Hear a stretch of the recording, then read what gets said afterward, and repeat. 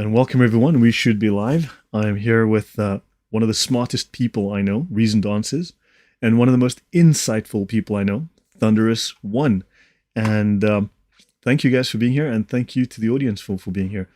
Please drop me a 1 in the comments to let me know that we actually have a live connection.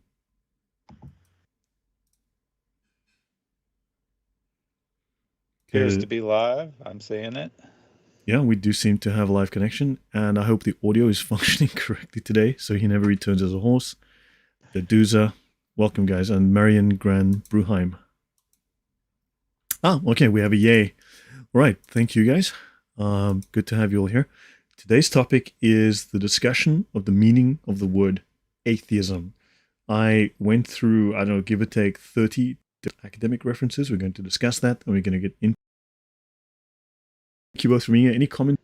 And they all seem to want to say the same thing. They all want to seem to say that we don't know what atheism is. We're using the wrong definition. Well, today we get to find out who's right. Have we not heard that kind of line of reasoning from another area in these kind of discussions? We have. I don't remember if it was Lloyd or I who coined it, but we're using the phrase, that's not my dictionary, just like Muslims say, that's not my scholar. Yeah. Yeah, on that point, let me just close that. Yeah, on that point, here's something. Hold on, let's just swap screens. I'm just going to go to no camera for a second. This just came in a few minutes ago on Thaddeus's channel. Reasoned Answers, may I kindly suggest that you actually take a look at dictionaries. Communism is an atheist movement, sure, but that doesn't make atheists communists. And Reasoned Answers very kindly, very wryly says, may I kindly suggest that you actually take a look at dictionaries? Doing that today. He says, doing that today, right here. So that's quite funny, you know. Sorry, let me just get that. Yeah, he started off with the line that atheism is just the mere lack of belief. And I said, strange that atheists always want to redefine the term when all the dictionaries defined atheism as a positive position that there is no God. And then his reply was, may I suggest you actually take a look at the dictionaries? So here we are, taking a look at the dictionaries. We're going to be doing exactly that. Yeah. Right. So I've got the slides open. And yeah, I've got us. So Krizar, is this pre-recorded or live stream? This is a live stream. So yeah, yeah, you're welcome to chat, and we will be responding, I guess, in real time to the chat. The Atheist Experience has every sign of the questions was just saying, where's your evidence for God? You know, I've watched the Atheist Experience a few times, and those are the most smug people I've ever seen. It's incredible how insulated they are from anything outside. Look, a point perhaps I should make. The atheist worldview, a priori, by default, excludes anything that is supernatural, anything that is not physical. So basically, they've taken their telescopes, they've pointed their telescopes at the stars, they've looked for dolphins, they can't find any dolphins, and therefore dolphins do not exist, you bigots who believe in dolphins. You see? Because their telescopes don't see dolphins. Dolphins do not exist. There never have been dolphins. There never will be dolphins. And this is their worldview. So their worldview, by default, excludes anything outside of their worldview. How can that worldview be open to evidence for something outside of the worldview? These people are intellectual bigots and intellectual midgets. Your guys' thought on that? Yeah, I can't comment on that specific YouTube channel or whatever because I've never seen it. But my experience with atheism is that usually atheists are extremely arrogant and not particularly well educated. I would suggest that the average atheist probably has about the same intelligence and same education as an average theist, yet thinks that he's 10 levels above. Yeah, becoming an atheist adds 30 IQ points. Ask Brian Dolt. Everybody knows Brian Dolt, the famous atheist with such a wide variety of words in his vocabulary.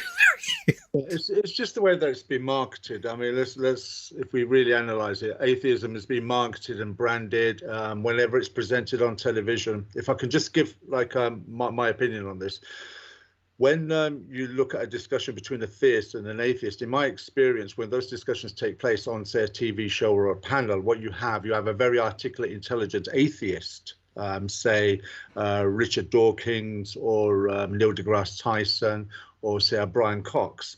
These are atheists, they promote atheism. But when they're having, say, someone that believes in an idea or a theist on there, they tend to select something, fruit from the low-hanging fruit. So the person may not have English as their first language, or they may not be very articulate in presenting why they don't accept evolution or atheism and opt for intelligent design. And what happens is the audience are disconnected straight away, because what's happening there is academic gatekeeping. Okay, authoritative gatekeeping.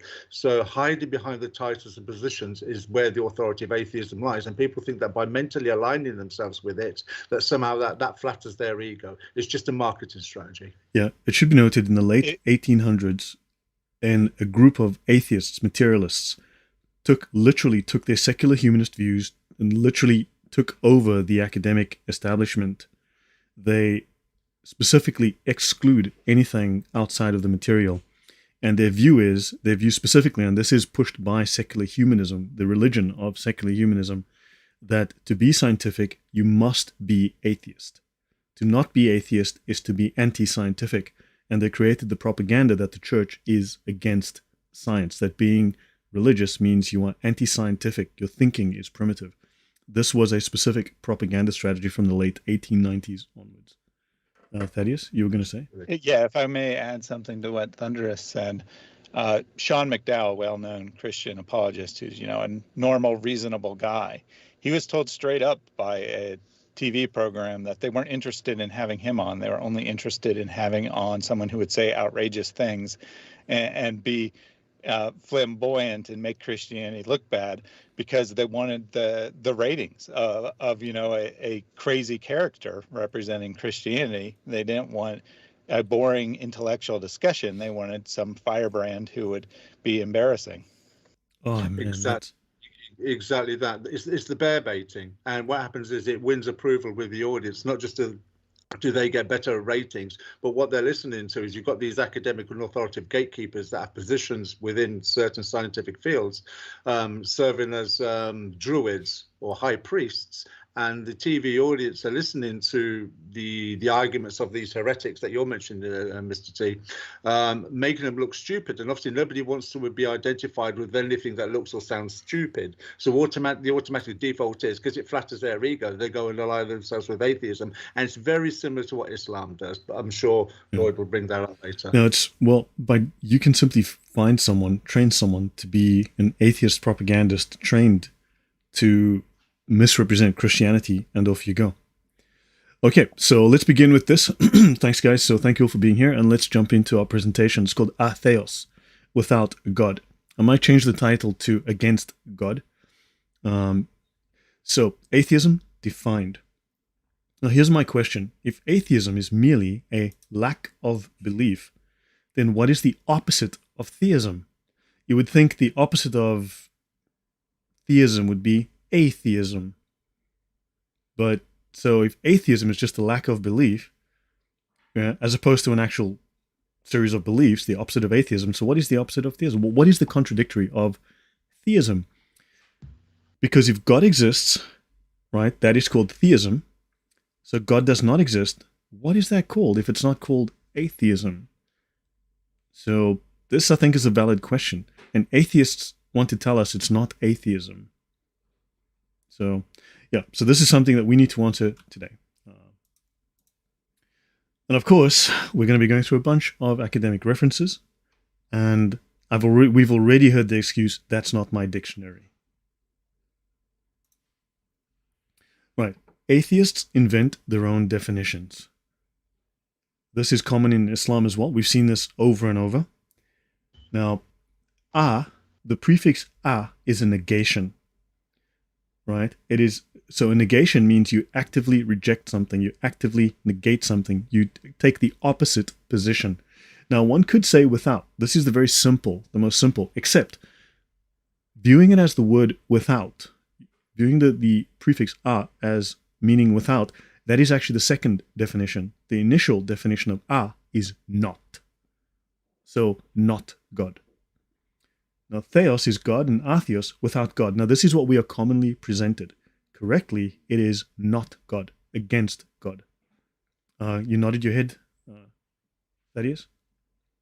Yeah, I mean, of course, it's just a negative prefix, so not is the simplest explanation. But saying that an atheist is not God doesn't exactly sound right. So we alter that a little and we say without God, or against God is also accurate for the atheism in practice. Yeah. So the claim that atheism is the absence of belief, thus needing no evidence, is a rhetorical strategy to deceive. To deny that atheism is a doctrinal position and argument is a sophism, to remove the burden of coherent proof. Now, how is this lack or absence a knowledge claim scientific? Because atheists claim that their views are based on science. Right? How is a lack of something, how is an absence a void? How is this a knowledge claim or scientific? So, therefore, they cannot have any position, right? How is an absence of something scientific? Now, this definition is a clever yet very deceptive sophistry. I've got to fix my little typo there. Your guys' comments on that? Thunderous, I'll let you go. No, just I've got nothing to add on. It's very self-explanatory. Thunderous, Thaddeus, anything from you? No, I think that you explained it well. Right. So, typically to claim that there is no God is a knowledge claim. A lack of something is not a knowledge claim. It's an emotional feeling. It's fifis. Let's continue. Now, there are non-theists, and in fact, you can find this word used everywhere in academia, a non-theist, to describe someone who's not theistic. This is a very commonly used term. Here's just a few examples, 7 examples. So the term non-theist already exists to denote individuals who merely lack belief in God, as does the word agnostic. So we don't even have to use the word non-theist. We already have the word agnostic for that. Here's just a few examples, which I found: Atheist and Other Non-Theistic Perspectives, right? A Companion to Philosophy of Religion, 2nd edition. Graham Oppy, currently the world's most famous academic atheist and defender of atheism, by theist and non-theist alike. This is the, as I said, Arguing About Gods, Cambridge 2009. Nicholas Everett, the challenge is anyway not one which the non-theist needs to meet, right? William Rowe, atheist. We theist and non-theist must each blah blah. Kevin Timpe, most moral theorist, theist or non-theist. And the Oxford Handbook of Philosophical Theology, right? Blah blah. Persuasive to a non-theist. Jake Chandler and Probability and Philosophy of Religion, Oxford book, non-theist. So in other words, if you have a lack of belief, you're a non-theist. But atheists seem to be very, very, very interested in Christianity and destroying the idea of God. Your comments before I go on. Yeah, this is clearly a strange thing that atheists do. They are quite insistent on redefining the term when there are perfectly valid terms that they could use to describe as an atheist, as someone who has a positive position, a definite position that there is no God. If they want to just say we lack belief, they can say, I'm a non-theist, I'm agnostic. And often this is even worse, that atheists try to lump all people who are not Christians, so to speak, together. They call it the religious nuns. But a lot of people who say they don't believe in any particular religion believe in God, and atheists want to wrap it all up together to make their numbers look bigger. What other religion wants to inflate their numbers, I wonder? Oh, they wrap up all the not real Muslims into we're the world's fastest.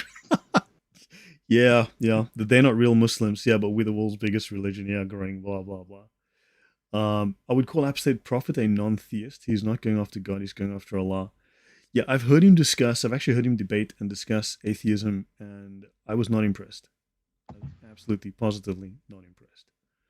But yeah, at least he's not directly antithetical. Right, so religious atheism.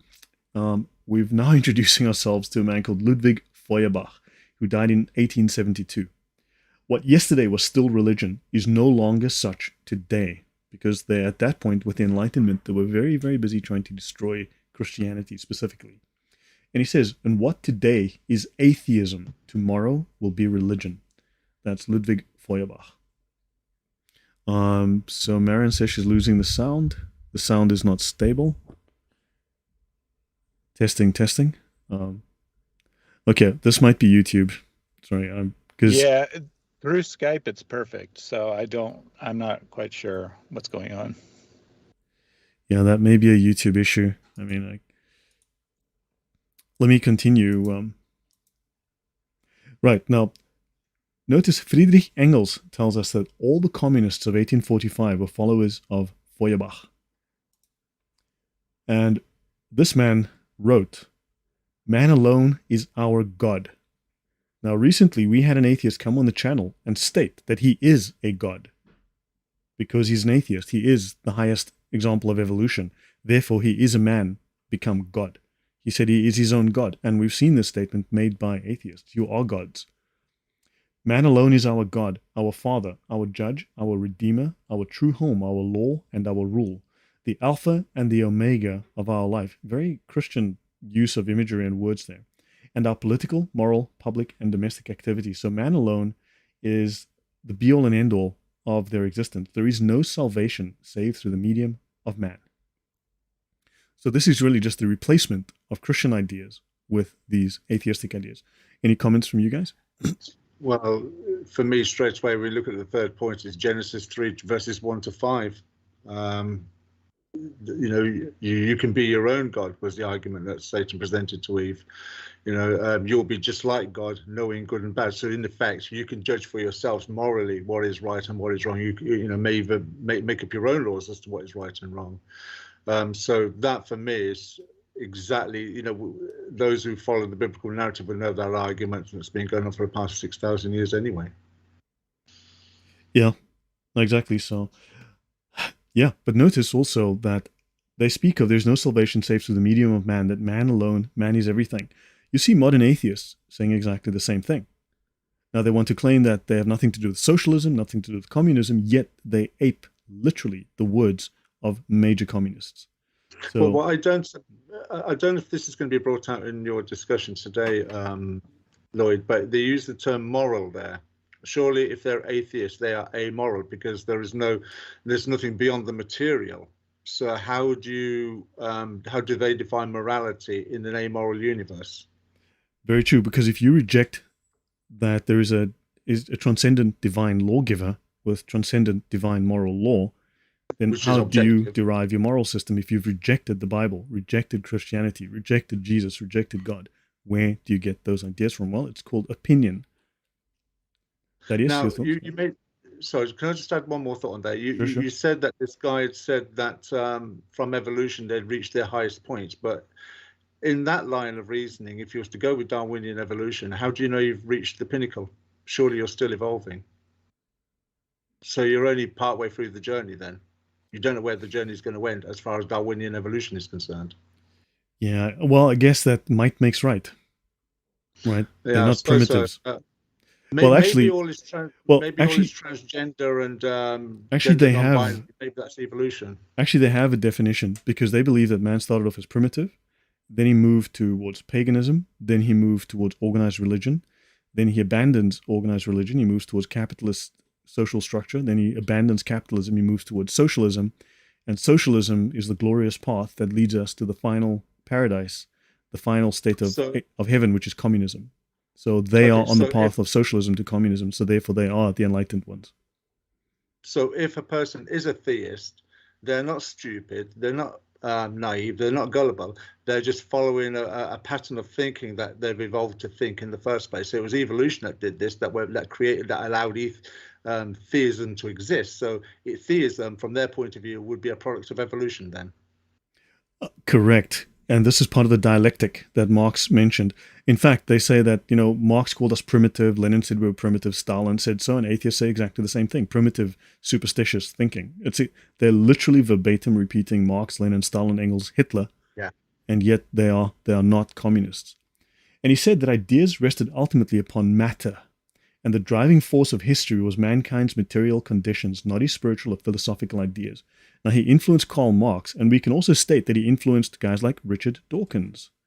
He influenced guys like Daniel Dennett, Sham Harris, because they also believe that ideas rest ultimately upon matter, materialists. B.F. Skinner and other major atheists of the 20th century. So these atheists are very much acting like and verbatim repeating communists. Thaddeus, your thoughts? Yeah, I mean, they technically have some different beliefs, but that comes down to the same basic principles. You know, there is no God. All that there is matter, blind chance, however you want to phrase it. Going back to earlier when you asked about how they can have morals, well, atheists have lots of theories of moral laws. They generally all assume the intrinsic value of human beings, which is totally contradictory to their worldview, and thus they never really get off the ground in the first place. In the end, the only moral that an atheist has that is, you know, not just a matter of opinion, is that whatever the greatest power in the world gives, that is what everyone must follow. Might makes right, as you put it. Yeah. And this is why they can't go beyond the point of matter in it, because when you start going beyond the point of matter, then you have to evoke some kind of theistic belief system because of objective moral laws. Now, one of the arguments is that Dawkins and Krauss, because I have that on my YouTube channel, it will go back up very soon, audience, and that is free will does not exist. Of course, we discussed that yesterday. We will be talking more about that as we go, but we discussed that last night on a stream. And Ken Johnston says that Matt Dillahunty, man, that is one smug human, one really smug human. Said he believes in a form of socialism and one world government. Now, he believes in Marxism and one world government because it's just, you know, you just got to be nice about it. That's all. Now, Feuerbach tells us in the consciousness of the infinite, the conscious subject has for his object the infinity of his own nature. See, you are the infinite universe. If man is to find contentment in God, he must find himself in God. And he wrote extensively on this, and what this means is that God is nothing else than human. God is the outward projection of a human's inward nature. You are God. So God is your inner nature expressed in the world. So you are doing godly things. And he says, a God who is not benevolent, compassion, not just, not wise, is no God. Qualities are not denoted as divine because of their godly association. The qualities themselves are divine. You are doing good in the world. So if you're burning down, I don't know, Washington, D.C. or, you know, some city in the States to bring good into the world, that's because you are doing good. You're doing good for the sake of the future, right? So these qualities themselves are divine. You are making divine decisions because you are divine, therefore making God divine, indicating that humans are capable of understanding and applying meanings of divinity to religion, and not that religion makes a human divine. So you are divine. You are expressing divinity. This is very much a cloaked Gnostic idea, because with the Gnostics, pieces of the divine, right, the evil God supposedly attacked the good God, pieces of that evil fell into the world, and those shards are inside us as our souls, and so therefore we are divine. People who believe in love and light and all of that stuff, the New Age woo-woo stuff, this is very much the same idea. Any comments before I go on? Nope. So he says, God is the principle of man's salvation, of man's good dispositions and actions. Consequently, man's own good principle and nature. So you are, what you do is godly, because you are God. You can do no wrong, therefore. So this is hubris. This is hubris on a spectacular scale. So what you do is good. Your actions are good. And of course, if it's actions, well, I mean, there's also the Sharia that has a whole list of things that you need to do, you know, to be like God. But then anyway. Now, let's have a look at some definitions. So we're going to go to Wikipedia, right? So we're going to look at the Enlightenment. Atheism was first used to describe a self-avowed belief. Now, self-avowed, we'll have a look at that in a moment. A self-avowed belief in late 18th century Europe. Now, atheists today want to claim, well, atheism goes back to the proud traditions of the Romans and the Greeks of the 2600 years ago, where the finest minds, nonsense, pagans, right? And also atheism had a very different meaning 2600 years ago. But so understand, modern atheism only extends to the late 1700s, for the mid to late 1700s, specifically denoting disbelief in the monotheistic Abrahamic God. In other words, rejecting the Christian God. So atheism, as it started historically, is specifically a rejection by these Enlightenment thinkers in Europe of Christianity. In an even narrower sense, atheism is specifically the position that there are no deities. And again, you will see specifically that there is no Christian God. Now, the definition of self-avowed, that means openly acknowledged or declared by oneself as being such, asserted to be true or real, something you assert, a position you take. This is something that you claim, right? It is a knowledge claim, it is a truth claim, it is a position, it is a conclusion that you have reached on the basis of your reason, and you've now stated this to be true. And the first known use of the word self-avowed was 1819 in the meaning defined here above. Your thoughts, guys?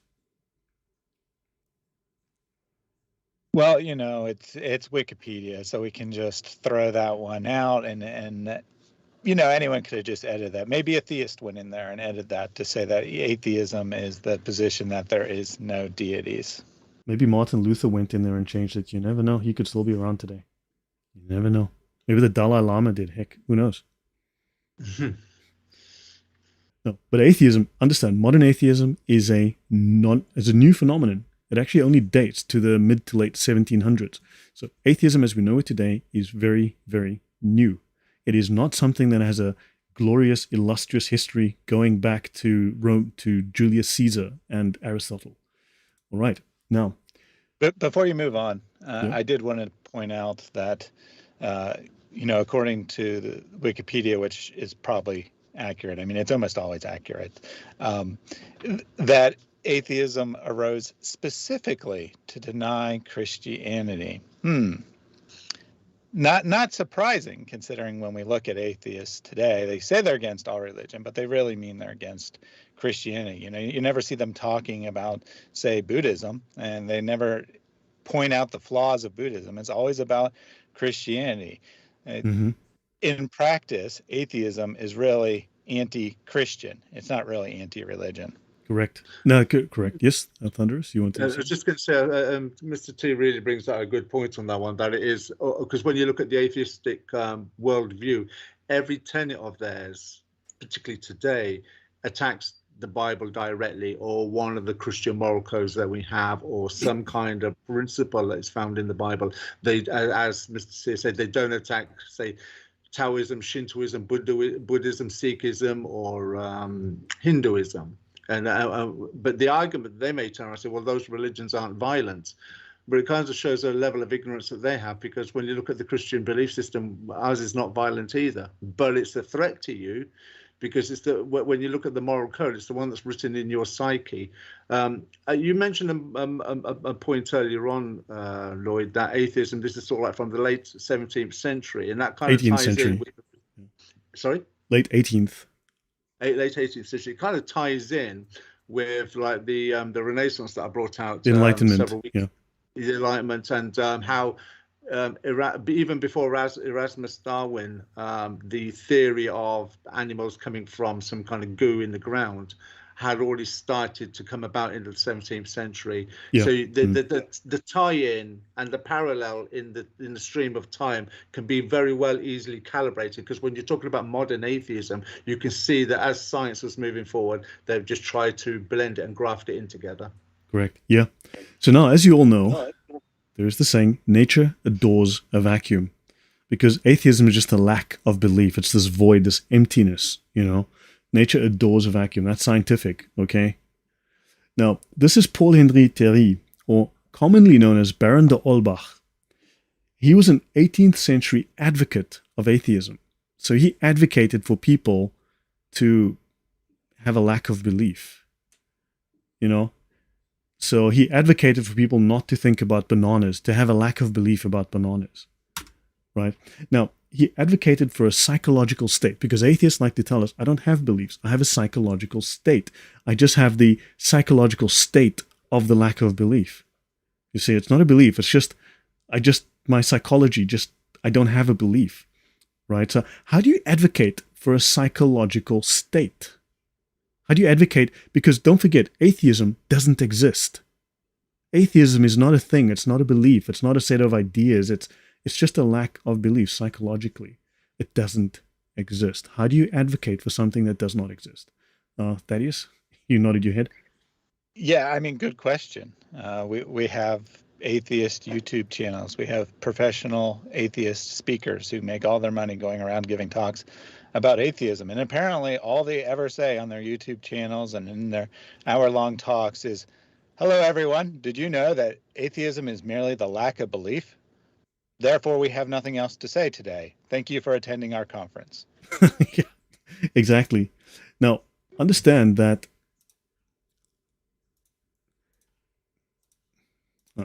you can only advocate. There, Lloyd. Sorry? Lost your sound there for a couple seconds. Oh, sorry. Okay. Just go ahead and repeat it. You can only advocate for a position. You cannot advocate for something that doesn't exist. You cannot advocate for a psychological state. Right? You can only advocate for a position. So maybe these weren't real atheists or something. Now, he's told us here in one of his most famous sayings, the source of man's unhappiness is his ignorance of nature, the pertinacity with which he clings to blind opinions imbibed in his infancy, which interweave themselves with his existence, the consequent prejudice that warps his mind, that prevents its expansion, that renders him the slave of fiction, appears to doom him to continual error. He's talking about your Christianity, by the way. Now, Marx said almost identical things. Worded differently, but Marx had exactly the same sentiment. Guess they weren't real socialists either. Sorry, yes? Dawkins said something very similar as well in a different way, saying that when you raise children, it's a form of child abuse to bring them up with a particular form of theism, because it prejudices their mind to the outside world. So he refers to this kind of stuff as a form of child abuse. Also with some of the religions that we know that have a constant threat of hell. And you know what? It's a very emotional argument. You can actually, as people who follow the biblical narrative, when you look at, say, Islam, as we often do, you can see why that people like Dawkins have an argument, because we nod our heads in the same way. That's a good argument to have, because Islam does do that to children, and it creates an adult with a prejudice in his mind that expands this into all of his worldviews. Yeah, but atheism is just a lack of belief. But this looks like he has taken a very jaundiced eye at Christianity, at the church, at Christian society, and he's going like, we don't like this. We want to replace it with the lack of belief. Well, you can't just replace something and leave a gaping hole. You're going to fill it with something. Now, before you move on, I wanted to ask you guys and the audience a question. You know, I'm sure everyone watching has been unhappy at times. Thinking back on the last time you were unhappy, was it because you had some ignorance of nature, or was it because something that some other human being did? Just throwing that out there. Because, you know, this fellow says that the source of man's unhappiness is his ignorance of nature. If we all just understood nature, then we would never be unhappy again. What nature is that referring to, Mr. T? Is that the one where the lion goes into a pride and he kills the alpha male lion, and then he kills all the alpha males, little puppy lions, the little cubs, and then he rapes all the female lionesses in that tribe? Is that the nature they're referring to, or cannibalism nature? Which nature are we looking at? Yeah, well, I think maybe that's his point, is that, you know, nature doesn't care about your feelings, so stop having them. Well, you know, maybe such people, you know, considering the length of time they've got in this mortal coil, maybe they should question if they've got more days behind them than ahead of them. And if they can reconcile that they've got more days behind them than ahead of them, then maybe they should do something better with their lives, because there's not a long time left. Okay, now we're going to talk about a guy called Jordan Sobel. This man was regarded as the most important academic defender of atheism prior to a man called Graham Oppy. So he's now obviously long since dead. And he was citing another scholar in a book called Logic and Theism, Arguments for and Against Beliefs in God, Jordan Howard Sobel, published by Cambridge University Press. This is a University textbook.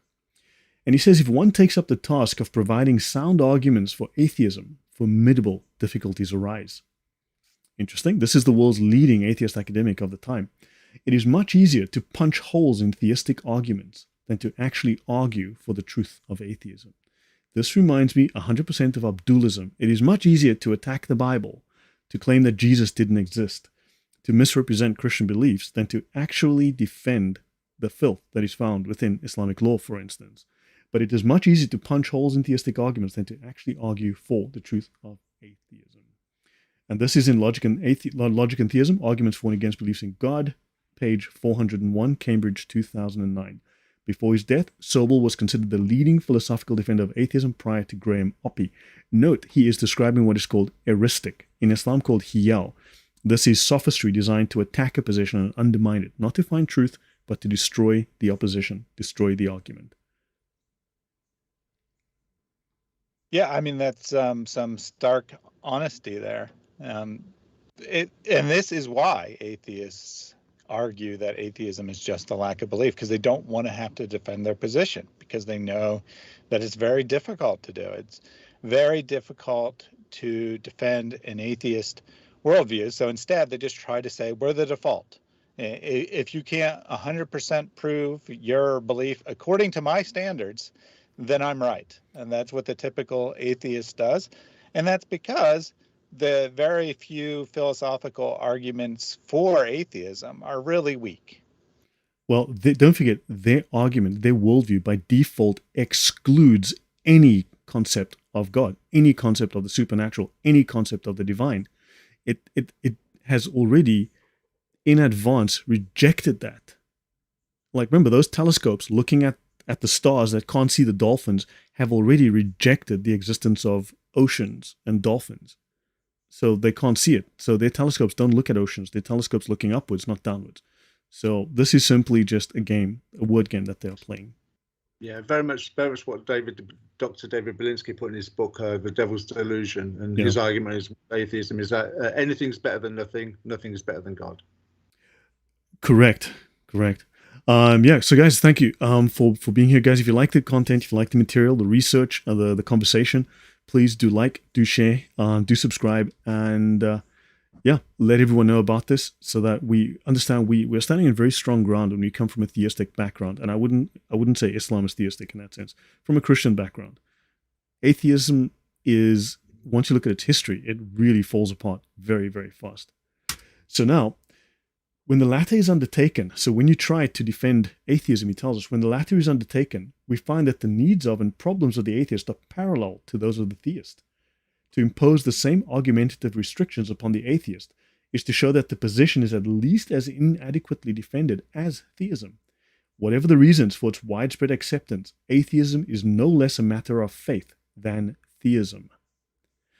So just thought I should point it out. This is from the leading academic atheist of the day. Your thoughts before I move on? Yeah, I mean, just to reiterate, some rare honesty here, that the atheist looks at the world or he looks at the arguments for his position and he says, yeah, they're really not that great. But those theist arguments aren't really that great either. So that really should lead him to a position of agnosticism, though. It really should lead him to a position where he says, we just can't tell because no one has any good arguments. Yeah. This Jordan's so bad. If he was alive now and he was having a discussion with, say, another atheist, it could be very much on a parallel with Mo Hijab and Yasser Qadi when he says there are holes in the narrative. We don't let this out to other people. This is not good, Aki. Academia will catch up, and they have no red line, and the theist doesn't have a red line. But you can see the parallel there. And the first thing that came to my mind was that. When you're talking to an atheist, it's very much like talking to a Muslim. The argument is, like I say, they're punching holes, but they're following a script. It's not a script that they themselves have thought. It's a script from the atheist propaganda machine, where they just repeat and regurgitate, rinse and repeat the same arguments. Right. So, opposing views. Now, theism, as classically defined throughout history, right, and atheism are contradictories, such that if theism is true, then atheism is false, and vice versa. This has always been the case. So as we learn from both academia and from history, atheism is defined in terms of theism as its opposing view, its contradictory, its opposite view. Welcome, Nicholas. Thank you very much for stopping in. The Swedish contingent checking in. Welcome. These terms are about a doctrinal position on God's existence and not about a person's psychological state. You can find any number of comments within academia stating exactly what I'm saying here. Now, this lack of belief is a conclusion. No sensible person reaches a conclusion without basing it on a foundation of what they believe to be true. It's not just a lack of belief. You've come to that conclusion. Jean-Paul Sartre said, if I do not choose, that is still a choice. So I guess he was a dumb Enlightenment thinker. I guess, well, the atheists are going to go, well, Sartre did live 200 years ago. You can't be very smart. Now, in the same way, if I don't believe something exists, then I still have to believe that the non-existence of that thing is the truth. In other words, it's still a belief. They're simply playing a sophist word game with you. Now, let's have a look at the Oxford Dictionary. Why is it called the Oxford Dictionary? Because somehow it doesn't exactly take the standard internet atheist position on what atheism means. Because we're told by atheists every day, just like Abdul's, what the Quran actually says, or what the tafsir says, or whatever. We have to believe them, not their scholars. We have to believe the atheist, not the scholars. So the Oxford Dictionary is in denial, and it tells us atheism, noun, right? Forms, 1500s, all right? In current use, and it tells us here, disbelief in or denial of the existence of a God. So the atheists that are denying God are clearly doing it wrong. They don't just have a lack of belief. Those are not real atheists. Also, disregard of duty to God, a godlessness, practical atheism. So disregard of duty to God, a disregard of the moral law. Now, the word denial, it's important to define the word denial, to deny, an assertion that an allegation is false, according to Merriam-Webster. So if they deny God, they are asserting, they're making a truth claim. They are asserting that they have evidence for a position, for an argument. So if you have an argument, then you have a position. A statement that something is not true or does not exist, that's the Cambridge Dictionary. So this is not just a lack of belief. These are truth claims. These are knowledge claims. These are arguments that you are making. And there's an older word, this atheal, okay, which is just atheistic. It's obsolete version, but it says here without God and also denying God. Your guys on that? Yeah, the distinction between disbelief and lack of belief is very important there, and you nailed it by looking at the definition for deny. Disbelief is to say something is false. Lack of belief is to say, I don't have an opinion. Atheists have a lot of opinions. A lot of opinions. We've all heard them. We've all heard them go off on their opinions. It's like people who do CrossFit and people who are vegans, just give them a couple of seconds. They're going to tell you. Right? No offense to people who do CrossFit and people who are vegans, but just stop telling us. Okay, now, sophists and sophistry, and a man called Protagoras. Right, let's have a look at the word sophistry in the Merriam-Webster Dictionary. Sophistry, subtly deceptive reasoning or argumentation. First known use, 14th century in English. Right, subtly deceptive reasoning or argumentation. Atheism is built on sophistry. Now, the sophists were ancient Greek teachers of rhetoric and philosophy prominent in the 5th century BC. These philosophers were considered adroit in their reasoning, but later philosophers, particularly Plato, Aristotle as well, described them as sham philosophers, out for money, willing to say anything to win an argument. Eventually, being called a sophist was a slur, was a bad word.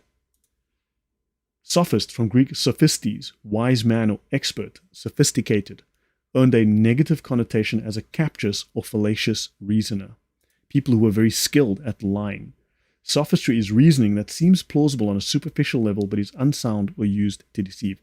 Aristotle, Plato, and others. Now, Plato has a lot of guilt here as well, though. But these people simply say that these people are teaching people to lie for money. And in Islam, it's called hiyal. Your guys' thoughts? The first thing that came to my mind with this is that the Apostle Paul warned us to turn away from the falsely called knowledge. I forget which book it's in, Galatians or Colossians, but with the Paul warned us against this falsely called knowledge, where it flatters the ego, but it's actually set out to deceive people away from theism. Yeah, it's in Timothy, correct? I would just say that last definition there is a perfect description of atheism, reasoning that seems plausible on a superficial level, and they never want to go beyond that, but is unsound or used to deceive. Atheism has a lot of problems when you dig into it, when you really examine it philosophically at a high level, as the professional philosophers have pointed out who happen to be atheists, say, our position doesn't really hold up very well. So I think that definition is just kind of like a perfect description of atheism, even though it says sophistry right there. It really is a description of exactly what atheists do. Well, we can actually... Sorry, go on, Thunders. I was going to say that's because the arguments are all emotional and not logical. That's why it's sophistry. Because if there was any credibility and it was logical, then you wouldn't need any point of sophistry, would you? You just tell the truth. Yeah. But because your premise is based on a lie, all you could ever do is lie to defend it. Hence why it's sophistry. As we will learn going through in the future in this and other episodes, we will learn that the philosophy of atheism. Remember, atheism is a late 18th century philosophy, right? So it's about 250 years old, give or take. So it's a late 18th century philosophy, and you will learn that the arguments, the ideas, the worldview, the rationale that is put forward by these Enlightenment atheists, by these communist atheists, by modern atheists like Richard Dawkins and Sham Harris, these are just repetitions, rephrasings of ideas from 6th century BC Greece and Rome, from 6th, 4th, and 5th century BC Rome. These are pagan ideas. These are quite literally pagan ideas that are simply just recycled and regurgitated. As we will learn in Protagoras, this is actually relevant. In fact, the basis of these atheist ideas, historically and philosophically, is on the basis of these sophists, and Protagoras being one of the chief ones. So a lot of these ideas are just recycled 6th century BC pagan ideas. They've slapped the word science on it and sent it out the door with no clothes on as the emperor. That's all that's happened. But we'll get into that as we go. So, etymology. So we'll come to etymology a few times as we go through this. From ancient Greek, atheos, godless, without a god. An atheist, one who rejected the gods worshipped by the wider society. This was an active rejection. To reject is a verb. It is something you do. References Theos, okay, in various, from 1879, a Latin dictionary, Oxford. Never heard of those guys, Oxford. Atheist in 1934, this French Latin dictionary, and atheos, blah, blah, blah. So this is from Wiktionary, but utilizing multiple different things. Atheists are people who rejected the gods. Right. Now, we're going to the most famous of the philosophical encyclopedias in the world today, regarded as the most famous. This is the Stanford Encyclopedia of Philosophy. And it's all in my head, they say. The sophist redefinition of atheism as a lack of belief attempts to define this proposition as a description of a psychological state. Notice, just like Abdul's redefined words, just like the woke redefined words, the atheists have redefined the lack of belief as a description of a psychological state. A psychological state, however, is not a truth claim. It merely is. Right? A psychological state, a feeling, is not a truth claim on anything. It is just something that is. Now, psychological states cannot be true and they cannot be false, nor can they be conclusions of arguments. Yet, we know that atheists have decided what is true and what is false. They have concluded, based on whatever reasons they have, that God does not exist, Christianity is false, atheism is true. So either you just have a psychological state, which will be a temporary position, by the way. Psychological states are temporary. You don't have these permanent sort of like, or they have a position. They need to come clean. Now, a psychological state is not a claim which is positive or negative of anything. Thus, notice, my pet rock is an atheist. The cat next door is an atheist. My toaster is an atheist. Oh boy. Hey, I found another atheist here that has a lack of belief. Here it is, hanging from the string. Atheist, found one in my teacup, believe it or not. Thaddeus, your thoughts? Well, I think you just proved that atheism is the fastest growing religion, because you've gone from, 100,000 atheists in the world. I should have said 100 million, to being like literally billions and billions and billions, because every grain of sand is an atheist. So clearly there are far more atheists in the world than any other belief system now. Oh man, that's terrifying. Yes, I'm using an atheist microphone, by the way. Yes, Thunders? And they're all subjective. They're not objective values. They're subjective. So it's how you interpret the world outside the material world as to how you draw your arguments. Yeah. So it's a bit subjective argument at best. Yeah. Actually, I want to mention something Villainous very correctly said. I was thinking of it and I didn't say it, but Villainous says this is why Christians were first considered atheists by ancient Rome. So what's important here is this, that don't forget the emperor was a god, right? And if you didn't believe in the emperor as a god, you were considered an atheist. Christians were considered atheists. Many different times you'll find references to Christians being termed atheists because they rejected the emperor as a god. They wouldn't worship him, a human, the creation, as God. So one who rejected God's worship of the wider society. So the emperor was considered God, and atheists, Christians, were considered such because they would not worship the emperor. They regarded him as human, the ruler, fine and well. But yeah, so atheism had a very different set of connotations way back in the day. Now notice, a proposition is not a psychological state. An argument, a position, a proposition is not a psychological state. However, if someone has an argument to present, if they make a claim, then they have a position. This is not a psychological state. Psychological states are not truth claims. They are not knowledge claims. They do not represent true or false. They just are. So, and yeah, I'll just move on. If you guys have any comments, let me know. Now, a contradiction. Let's have a look at Stanford Encyclopedia of Philosophy. We'll continue. Atheism, it says, is a direct answer to one of the most important metaphysical questions in the philosophy of religion, namely, does God exist? Theism says yes. Atheism says no. So there are only two direct answers to this question. Yes, which is theism, and no, which is atheism. And they call this in the metaphysical sense, not in the fifis. Okay? So this has been the standard position for hundreds of years. It is also natural to define atheism in terms of theism. So atheism is defined in terms of, it's a reaction to, it is the negation of, the opposite of. It follows that it is best for philosophers to understand the in atheism or atheism as negation instead of absence, as not instead of without. In other words, to take atheism to be the contradictory of theism. Your comments, guys? Well, this is it, isn't it? You know, when the atheist is, to use another guy's phrase, not only do I have to teach you what I believe because you don't know what I believe, but I have to teach you what you believe because you're equally clueless on what you believe as well. So atheism is just a standpoint. I don't believe in a God, but they take as atheism, there is no God, as a categorical direct statement. Yet they don't even understand what the terms are. Yeah, correct. Fair enough. Now the prefix, now I'm going to the online etymology dictionary. You know what's crazy? When on Al-Fadi's channel, I'm doing my episodes now after like 7 months or something. He finally releases these things on his channel, right? And I'm reading literally out of the Sharia manuals or of the manuals of major scholars of Islam. And they'll tell me, you're lying, you're making things up, you're interpreting things. No, I'm literally reading what it says on the page. I didn't make anything up. I'm reading what it says. There's no need to interpret it. That's what it says.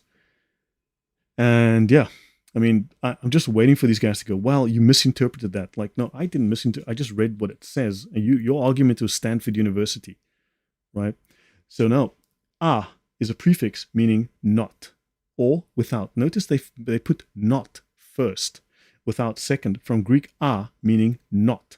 The alpha privative from the root ne, meaning not. Also the source of English un. Also partly nativized as a prefix of negation, asexual. That means you, is this the absence of, or is this not sexual? Amoral, not moral. Agnostic. See, we already have a good word for someone who is not a theist, agnostic. An atheist is someone who is directly anti-theistic, specifically anti-Christian. The ancient alpha privatum denoting want or absence. Now, this is at the end here, but notice the number of times the word not appears. 3 times, 4 times. This is considered a rejection, an active rejection, a not, a negation. the opposite position of theism. Your thoughts, guys? Yeah, I mean, it's pretty clear that we have a term for someone who rejects the proposition that God exists, and that's atheist. And we also have a term for someone who answers it a different way, says, I don't know, or says it's impossible to know. That person is an agnostic. There is no need to redefine atheism. If the atheist doesn't want to defend the positive proposition that there is no God, then they can just call themselves a different term. They don't have to redefine what atheism is. Yet they do this because they actually do want to defend that position, or they do want to adhere to that position anyway. They just don't want to have to actually defend it against you. You know, when you want to argue, they want to say only argue against your position. They don't want to support their own position, just like the Muslims who come to our channels. And we ask them why they believe in Islam, and they say, your Bible is corrupt, which is not a reason to believe in Islam. Or they say, you have immoral prophets, which is not a reason to believe in Islam. Or they're the same prophets as those of Islam. It's like, hello. Yahweh is evil. I mean, we worship the same God. Are you calling your God evil? There's additional problems, like, i.e., the things they're saying are false. But that's not the point I was making. My point was that they want to say something against Christianity. They want to say the Trinity doesn't make sense, or they want to say that Christian priests have molested little boys, or whatever they want to argue, right? It's always something about Christianity. It's never anything about Islam. It's very rare to find a Muslim who comes in and says, I believe in Islam because X, Y, and Z. Instead, they say, you say, why do you believe in Islam? And they don't even mention the word Islam. All they do is give some attacks against Christianity, almost like their position can't be defended. And then atheists do the exact same thing. But they understand, don't want to defend their position. This is heuristic. This is heuristic in practice. This is 6th century, 5th century, 4th century BC sophistry in action. You are literally seeing the outcome of the thinking of Protagoras and his crew. This is quite literally heuristic, which is argumentation, which is disputation for the sake of disputation, argumentativeness for the sake of argumentativeness, not to solve a problem, but to simply try to destroy an opposite position. So it is not to find truth. So, yeah. So a negation of theism, again, sticking with the Stanford Encyclopedia of Philosophy, atheism, they say, is typically defined in terms of theism. Theism is, in turn, is best understood as a proposition, something that is either true or false. It is often defined as the belief that God exists, but here belief means something believed. Okay. And it refers to the propositional content of belief, not to the attitude or psychological state of believing.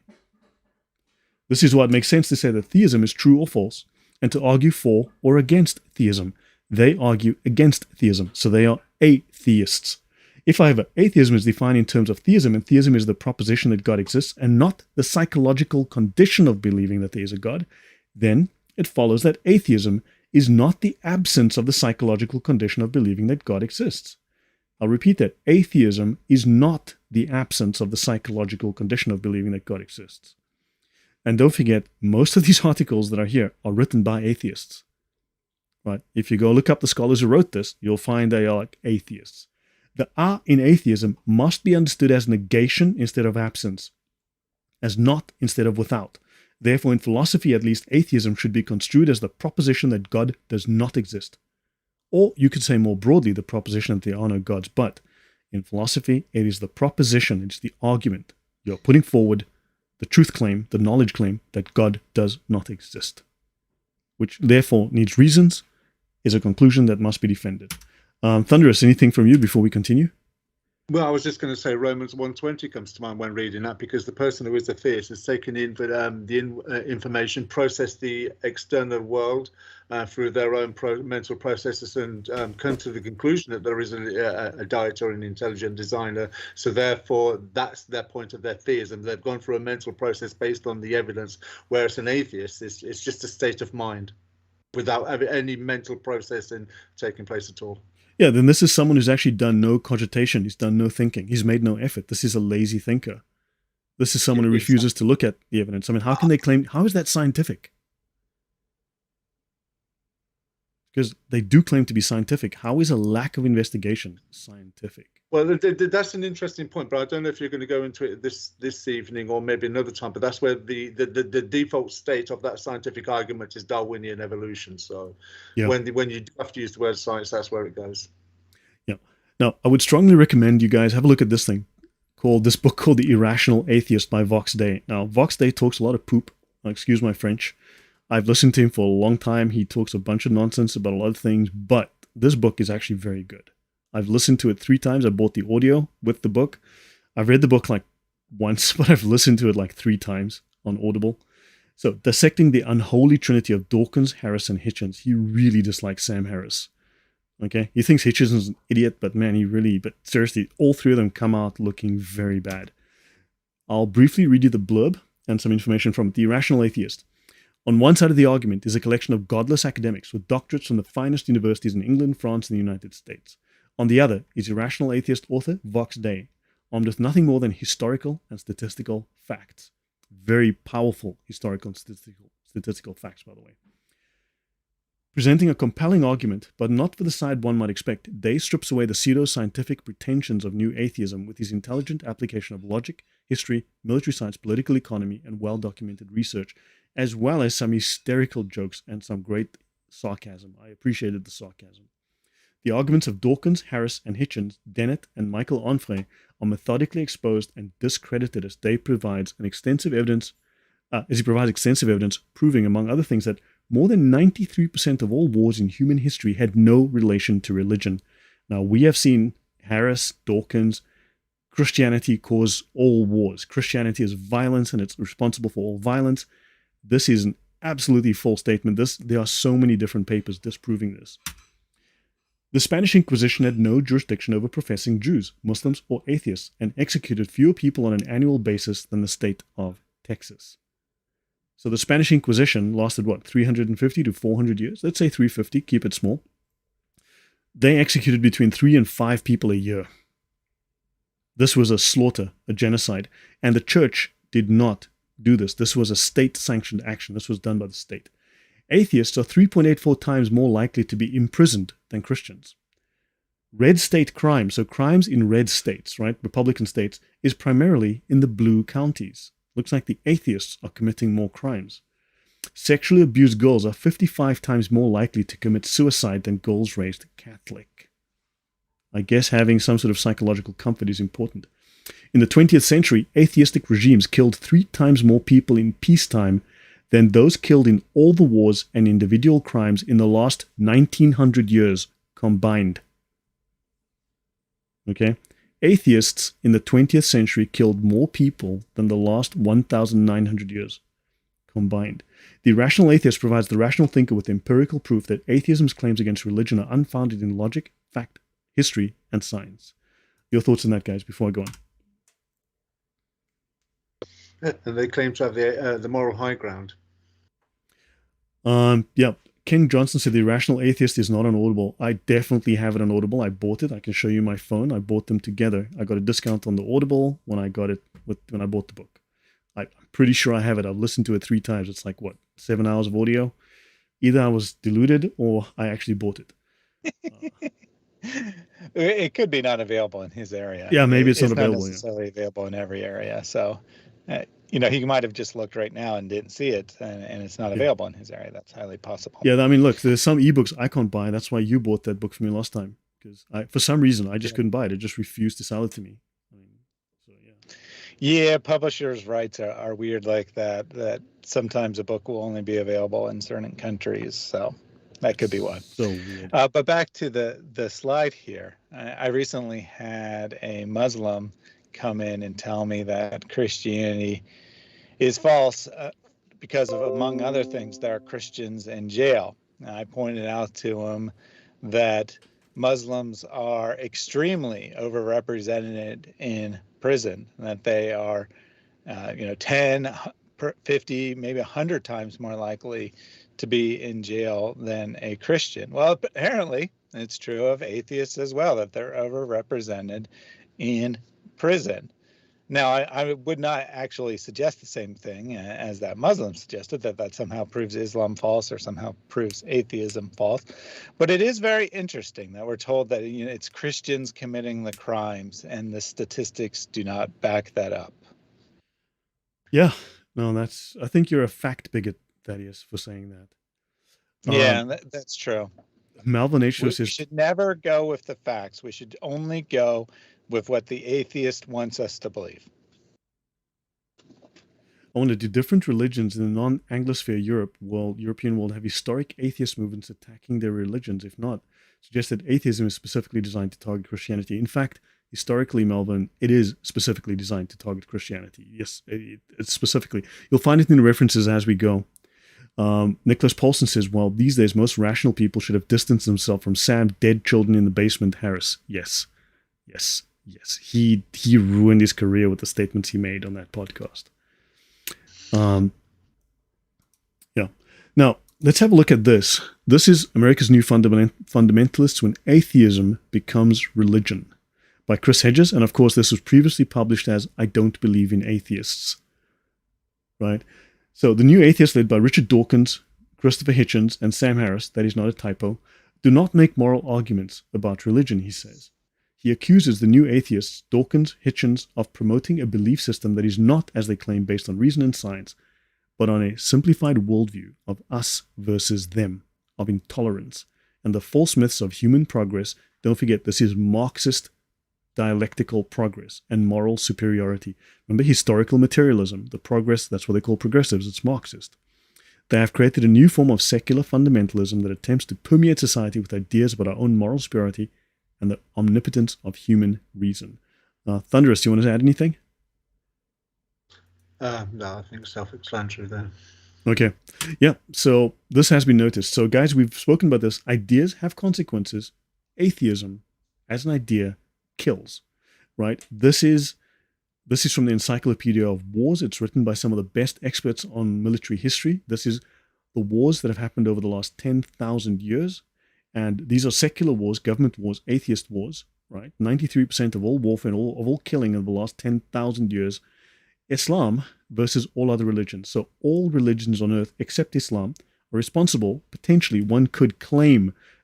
These are wars where there is a religious component. This is not to state that the religion was the reason for the war. There's a religious component can be attached to this. 3.8% of all wars in history, in recorded history, have a religious component. This is all wars, right? 3.8% of this total. Islam is responsible for 3.2% of all wars. So in other words, Islam by itself is massively violent, right? So be aware of that. Reason and science do not automatically result in an atheist utopia. The 20th century was the most violent century in history, and it was these atheist countries formed, and they were incredibly violent, right? So notice, Nazism, Marxism, fascism, all secular ideologies. They're all versions of socialism, and they're all atheist. And yeah, I'll just leave that. I'll leave it at that. This is the 100 worst atrocities in reason. Now, Sam Harris loves to say the most prolific source of violence in our history is religious faith, specifically Christianity. Well, when you look at the 100 worst atrocities in history, right? You guys have all seen this joke before, I guess, right? I'll give you a moment to read this. Right? So it says, "Sir, the Spanish are coming and they bring a new religion." These are the Aztecs.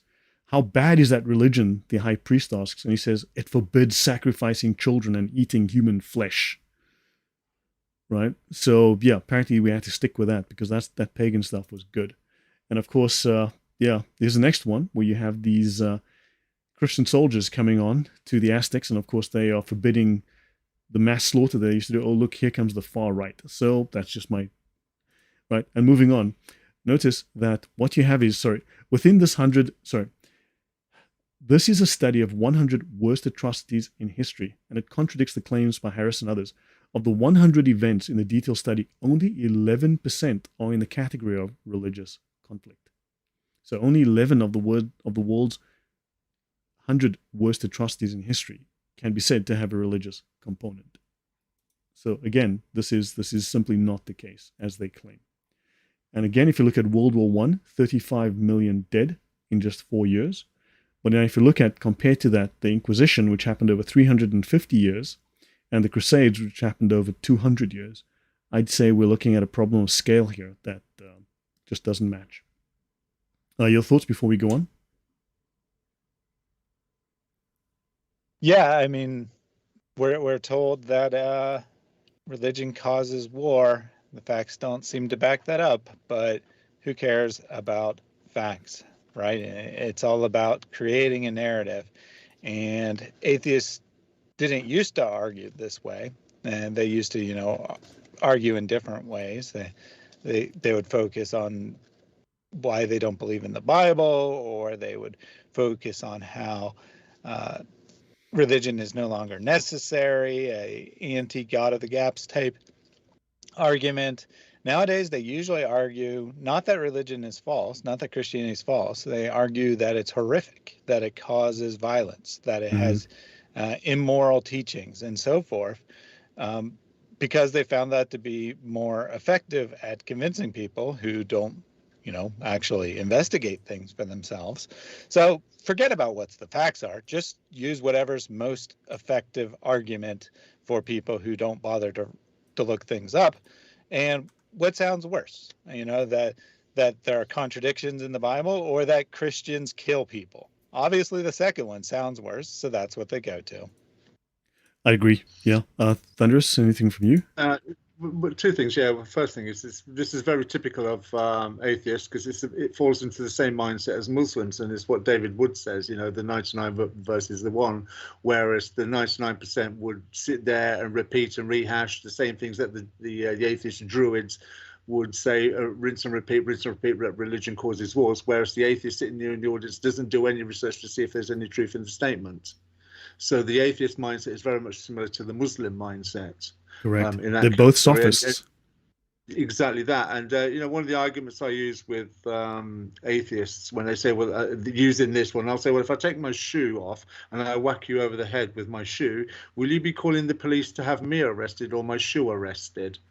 And more often than not, they'll turn around and say, well, obviously we're going to get you arrested. And I'll say, well, can you show me in the Bible where it says that religion causes war, that religion has, or that Christianity has anything to do with war? Your argument is flawed, and all you're doing is a rinse and repeat of the atheist argument that you listened to last night on YouTube, which is pretty much the problem now, because Google, Wikipedia, and YouTube and these platforms have become verbs. It's what you do. So atheists and Muslims now falling into that mindset, because I've got this presupposition that there is no God. I need to go out there and find arguments that if like reaffirm my position, and then I'll just rinse and repeat those arguments with any theist that I come across. And this is where we are now. Let me just fix up my slide here. I just realized that, oh man, because I'm slightly cutting off the bottom of the slide, but that's fine. So, okay, yeah, I think we can end off here tonight. I don't want to go too long, unless you'd like to go a little longer, but we're at an hour, 20 minutes. Actually, we're at an hour 15, so how long shall we go for, guys? Up to you. I'm happy to stop here, to be fair. Okay, yeah, no, so let's go a couple of minutes. So, Carl Sagan. This is a good place to maybe end it. So now we have a man called Carl Sagan. Now, let's have a look at let's have a listen to the very famous quote that Carl Sagan always makes, and that atheists quote us as evidence of his atheism and as of what we should believe is the correct worldview. The cosmos is all that is, or ever was, or ever will be. All that is, or ever was, no sound, or ever will be. No sound? Should be coming. It should be coming through. So what he says is the cosmos, you might remember this from the movie, from the series documentary, The Cosmos, or Cosmos, from many, many years ago. He says, the cosmos is all that is, all that was, and all that will be. So the cosmos is all that is, all that was, and all that will be. So he's here taking a dig at the idea that God is eternal. He's saying that only the cosmos is eternal. And the term cosmos, if we look into the etymology of the word cosmos, it's on a slightly different level than the word logos. The cosmos is the world. It not only means the universe, it also means the world, the material world, the world of the material, which is exactly the atheist, secular, humanist view. So he utilized the word cosmos here very, very specifically to push a particular materialist worldview. And while we are told that the cosmos is all that is, all that was, all that ever will be, that there's nothing but matter, and matter is everything, everything is mechanical, this is the quote that I discovered recently. An atheist is someone who is certain that God does not exist, someone who has compelling evidence against the existence of God. I know of no such compelling evidence. Because God can be relegated to remote times and places and to ultimate causes, we would have to know a great deal more about the universe than we do know to be sure that no such God exists. Now, am I supposed to listen to random internet troll 45, or should I perhaps listen to Carl Sagan? Your guys' thoughts to end off with, yeah? Well, clearly, Sagan would put himself in the category of agnostic. He might even put himself in what is commonly called a hard agnostic, where they say it's impossible to know whether there is a God or not. Yet, as pointed out earlier, atheists want to just take everyone who's kind of sort of in agreement and throw them all together to increase their numbers and make themselves look more important. Very interesting for a system that is just the psychological state of no belief. They seem to want to advocate, they seem to want to have political power, they seem to want to assert they have large numbers, which makes no sense if it's just a psychological state. Yeah. Thunderous, last thought from yourself? Yeah, I think he's just edging his bets there. Romans 1:20 is quite clear. It tells off with Romans 1:20 so that his invisible qualities are inexcusable. There is no excuse to make a statement like this, whether you're looking using a microscope or a telescope. The evidence for an intelligent designer is profound, as the scripture says, is inexcusable. So there's more sometimes, you're probably aware of this, Lloyd. I know I've spoken to you a couple of times on this, that in the scientific world at the moment, there is a lot of propaganda and money invested to have a certain mindset or a certain narrative you have to adhere to. Perhaps that'll be something we'll be knocking on at a later point in another show. But I think Carl Sagan has just been very smart here in just sitting on the agnostic fence. Yeah, I will say in practice, he acted like an atheist, a hard atheist, whereas he would always state he was an agnostic. In practice, he spoke like and acted like a proper atheist. And Melvin says, I suppose an atheist might argue that war death numbers might be overweighted against the 20th. You know, they all say that. They all say that. I ask them, okay, fine, bring me some hard numbers. Then they're like, oh, I'm a little busy right now. Unless looked at as a percentage of population at different times. Look, those are hard numbers. Those are the numbers. Right. So, yeah. Okay, so he never returned his horses. I don't mind their beliefs, but just like another religion, they demand to force their beliefs on everyone. Well, they believe they're on a mission, they're on a cause. Thaddeus, last question. This question by Malvin H2L. What is your response to that? Well, the one slide was number of deaths. And you know, you could make an argument that since there's many more people living now, that naturally deaths would be higher. The other, however, was a number of wars or number of atrocities, which has nothing to do with the number killed in those atrocities. So that excuse doesn't work. And indeed, it would be more heavily weighted towards the past when conflict was more common. The reason that so many people die in World War I is because conflict is relatively uncommon. So when one does happen, it kills a much larger number of people. So if we're looking at something that's potentially overweighted towards the past when atheism wasn't prevalent, and it still shows that it's all caused by secular governments and has nothing to do with religion, really undermines that argument completely. And then also atheists make the claim, and socialists also made the claim, but atheists have constantly made the claim, we are here to abolish wars. We've been told this by atheists. It's written in their documentation that atheism is going to bring peace because religion causes wars. Atheism will bring peace. Well, secular beliefs brought more slaughter and destruction than history has ever known.